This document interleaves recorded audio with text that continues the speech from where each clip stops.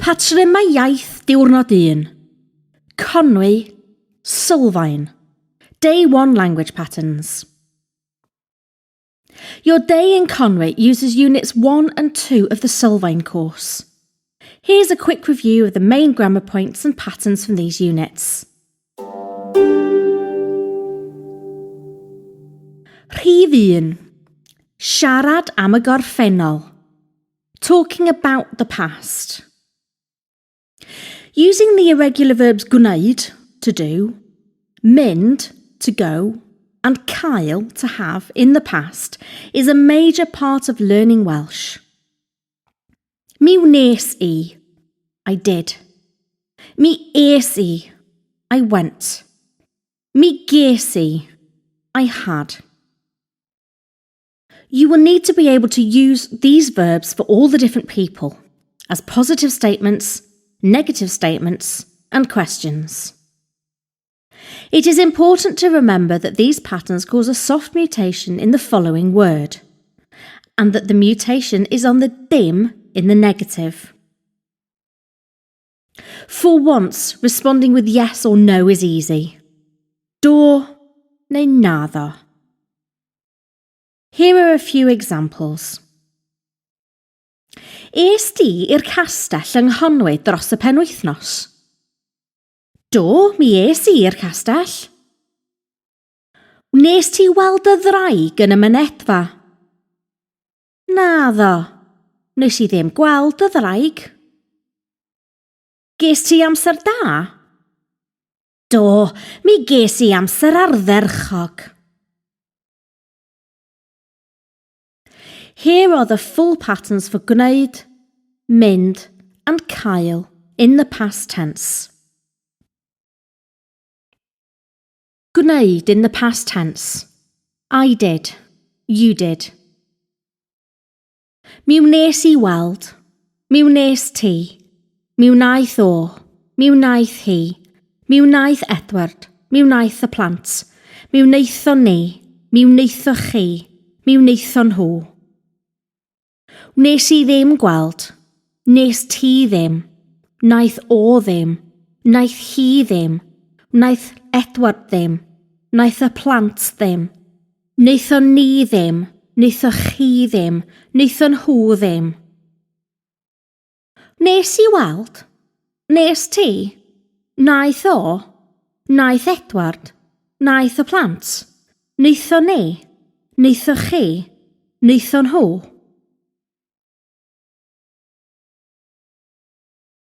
Mynd in the past tense. I went. You went. Mi es I. Mi es ti. Mi aeth o. Mi aeth hi. Mi aeth Edward. Mi aeth y plant. Mi eithon ni. Mi eithoch chi. Mi eithon nhw. Es I ddim. Es ti ddim. Aeth o ddim. Aeth hi ddim. Aeth Edward ddim. Aeth y plant ddim. Eithon ni ddim. Eithoch chi ddim. Eithon nhw ddim. Es I. Es ti. Aeth o. Aeth hi. Aeth Edward. Aeth y plant. Eithon ni. Eithoch chi. Eithon nhw.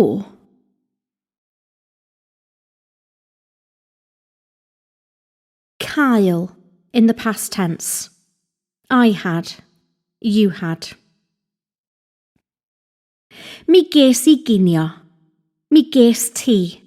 Mi gaeth o. Mi gaeth hi. Mi gaeth Edward. Mi gaeth y plant.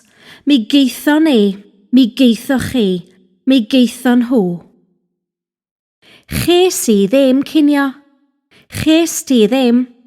Chaeth o ddim. Chaeth hi ddim. Chaeth Edward ddim. Chaeth y plant ddim. Chitho ni ddim. Chitho chi ddim. Chitho nhw ddim. Ges I ginio? Ges ti? Gaeth o? Gaeth hi? Gaeth Edward? Gaeth y plant? Geitho ni? Geitho chi? Geitho nhw?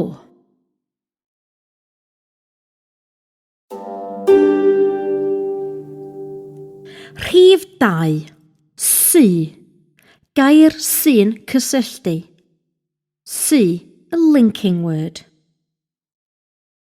In Welsh, we can join two present tense sentences with the little linking word sy. In English, you would use that, which, or who. Dwi'n nabod John. Mae John yn byw yn Wrecsam. Dwi'n nabod John sy'n byw yn Wrecsam. I know John who lives in Wrexham. Mae gen I gi. Mae'r ci yn hoffi cerdded. Mae gen I gi sy'n hoffi cerdded. I have a dog that or which likes walking.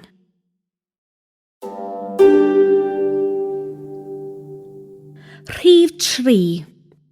Sy mewn cwestiynau. Sy in questions. Let's think about question words. Sut, lle and pryd are usually followed by mae. Sut mae'r tywydd? Lle mae'r car? Pryd mae'r cyfarfod? Be, or beth, faint and pwy are usually followed by ydy. Be ydy dy enw di? Faint ydy'r bil? Pwy ydy'r tiwtor? Pwy ydy John? In the examples above, all of the words that follow ydy are definite or specific nouns. Your name, the bill, the tutor, John. These questions are about identification. The ydy works like an equal sign. Pwy equals a tiwtor. John equals a tiwtor. Faint equals a bill.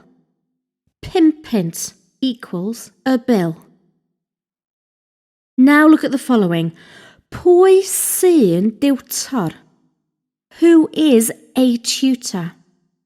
Indefinite, non-specific. If you are using an indefinite noun, use sy instead of ydy. Pwy sy'n talu? Who is paying? Be sy'n digwydd? What's happening? Pwy sy'n boeth? Who is hot?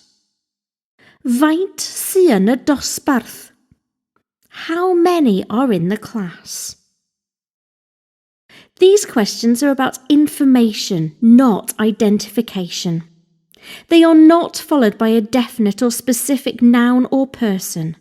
Instead, there is an indefinite noun, a verb, an adjective, or a preposition. For these, we use sy. Sy questions could be translated, who is it that is paying? What is it that is happening? Who is it that is hot?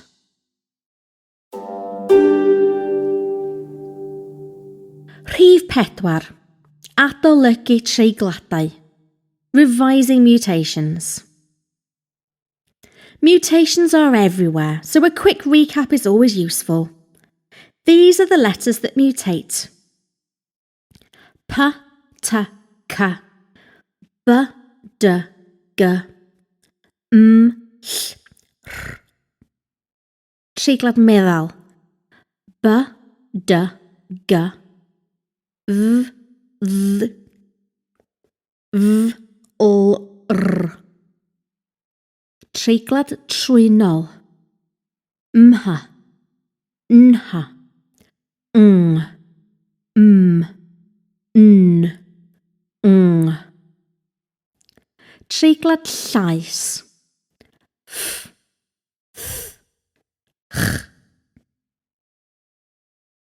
A few mutation rules that were covered in the mynediad course. Soft mutation. After the patterns gwneud, mynd and dod in the past tense, unless blocked by dim. After the prepositions o, I, am, ar, at. Adjectives after yn. Feminine nouns after the definite article. Adjectives after feminine nouns. After de when it means you're something. After a when it means his something. Nasal mutation. After the when it means my something. After un when it means in a place. Aspirate mutation. After a when it means her something. After a, ag.